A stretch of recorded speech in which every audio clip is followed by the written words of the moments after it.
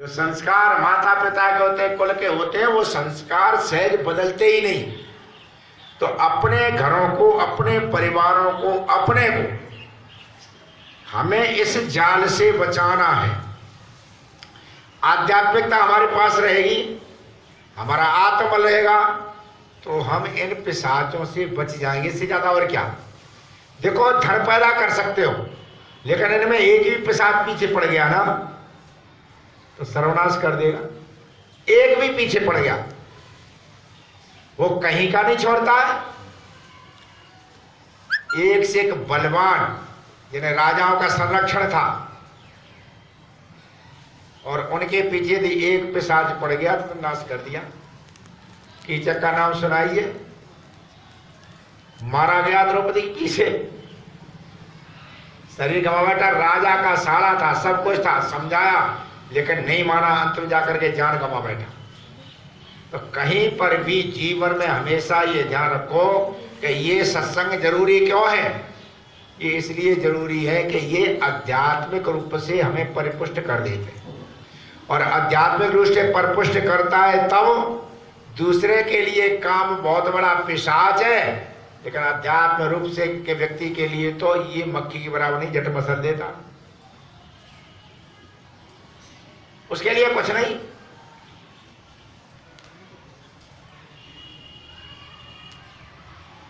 स्वामी ध्यान से बैठे एकांत में,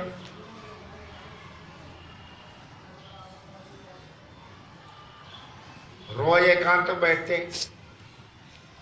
एक नवयुवती गई बहन, स्वामी ने कहा कि हम आप जैसा बच्चा चाहते हैं। स्वामी समझ रहे गड़बड़ है मामला सारा। स्वामी दर्शनानंद के साथ भी यही हुआ। स्वामी दर्शनानंद जी ने दवाई की दुकान खोली,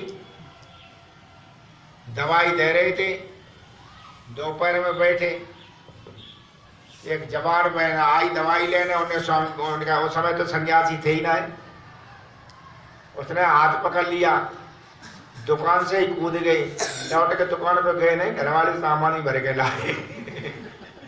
स्वामी दर्शन दुकान से ही भाग गए, लौट के दुकान पे बैठे जाएंगे, कुछ सन्यासी ले लिए जाएंगे, घर वाले सामान भर के लाए। ऐसे कहाँ पैदगिरी कर गई पैदगिरी। जूते पड़ जाएंगे जब पैदगिरी में, इसलिए गुरु और वैद्य बुढ़े बताए गए ज्यादा नौजवान है। अपने यहाँ गुरु और वैद्य कैसा कहेगा बुढ़ा हो, तो वो ज्यादा बढ़िया होता, तो भाग गए, उनकी हो गई पैदगिरी। तो स्वामी दयानंद के पास वो आई कि हमें आप जैसा पुत्र चाहिए। स्वामी दयानंद ने उसे साफ साफ कहा, यह होनी नहीं अनहोनी कभी, यह होनी नहीं अनहोनी कभी, अनहोनी ना होती है जान लो तुम, अनहोनी कभी होती नहीं है जान लो। मेरी माता तुम ही बन जाओ अरे, और पुत्र मुझे अब मान लो तुम। अरे कहीं मेरी माता बन जा, तुझे मेरे जैसा पुत्र चाहिए, न टट्टी डालनी पड़ेगी न पेशाब डालनी पड़ेगी, मुझे ही मान लो पुत्र। इससे बढ़िया और क्या बात होगी। ये आत्मबल कहाँ से आता है। ये होनी नहीं अनहोनी कभी, अनहोनी ना होती है जान लो तुम, और होनी कभी होनी नहीं हुआ करती है। मेरी माँ तो तुम ही बन जाओ अरे, और मुझे पुत्र निजी अब मान लो, तुम अपना निजी पुत्री मुझे मान लो, तुम्हारी समस्या का समाधान हो गया। अच्छा, ये आत्मबल कहाँ से आता है। ये आत्मबल तभी आता है जब हम इस प्रकार के सत्संग में जाएं। आदमी वहाँ जाना नहीं चाहता, सत्संग के नाम पे जाता है, कहाँ यहाँ सिपाही है, वो कह रहा है परिक्रमा चल रही, गुरु जी सड़क भरी चल रही। हम कहते हैं हमारी ड्यूटी लगी,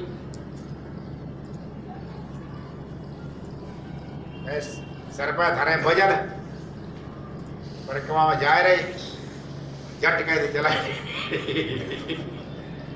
जट बीड़ी जलाए नहीं, और गंदे गीते कहते गवरे बाजा पे और नाच रहे, थिरक रहे, वह सत्संग कह रहे। इसलिए भगवान कृष्ण ने गीता में साफ कह दिया, या निशा सर्वभूतानां तस्याम जागृति संयमे। आगे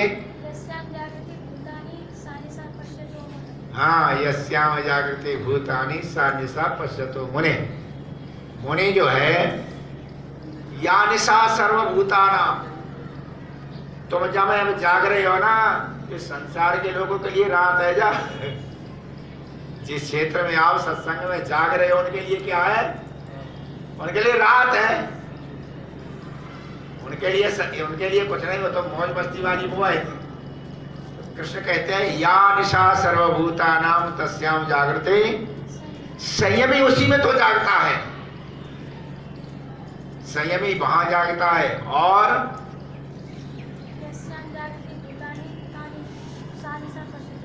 जहाँ दुनिया के राय रंग है, नाच गाने चल रहे हैं, थिरक रहे हैं लोग, वो मुनि उसमें सो रहा है।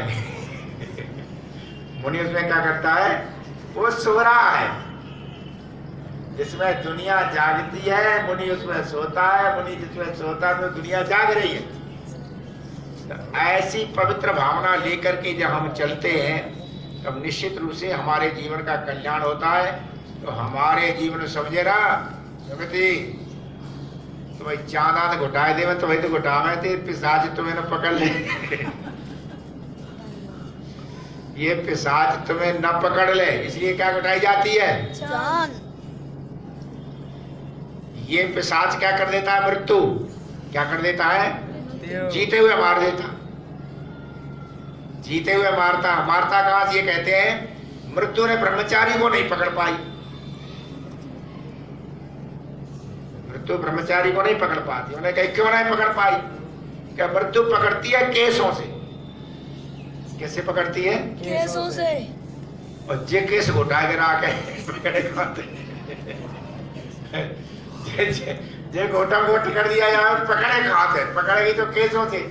इसका मतलब क्या है? काम कहां से पकड़ता है? केसों से। तभी तो देखा ना आपने कि आदमी समझे ना, केस पहले संभालेगा, देखे ना बाल केस संभालते, यहाँ से कटा गिरा के एक बाल के हाथ हो, जैसे बेटियां लगाती हैं, चलते लगा रही थी, लगा जाए बाल ना कटा,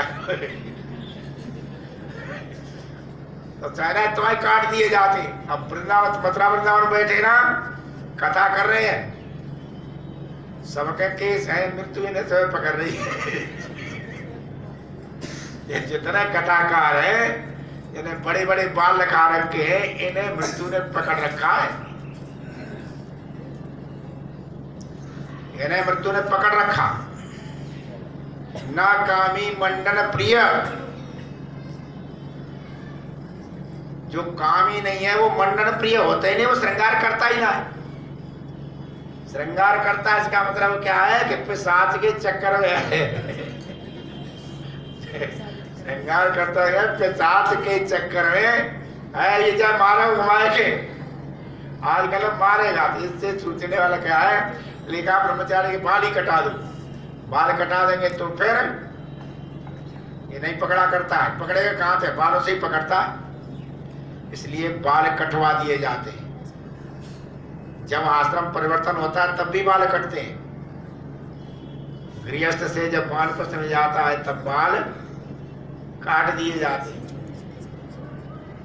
और वानप्रस्थ संन्यास में जाता है तब भी बाल काट दिए जाते हैं। इनमें बाल रखने का तो है ना। और जो ऐसा होता है कामदेव से लड़ता है, कामदेव के घमंड को चूर करने वाले कौन थे? इस नाम का नाम आपके सामने लिया आया था, उनको कहते हैं शंकर। कामदेव को किसने वश किया? शंकर। शंकर ने।